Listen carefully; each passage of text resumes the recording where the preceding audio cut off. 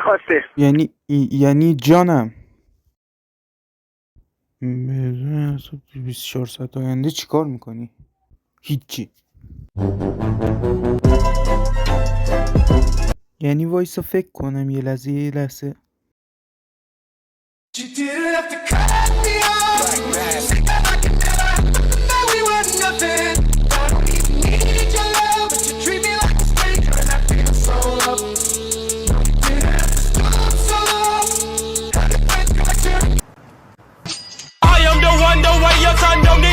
فهمیدم. به ازای هر صبح توی 48 ساعت آینده یه ویدیو میذارم.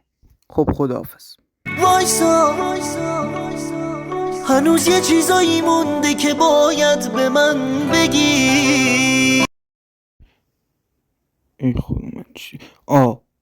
آها لایک و کامنت و سابسکرایب یاد نه.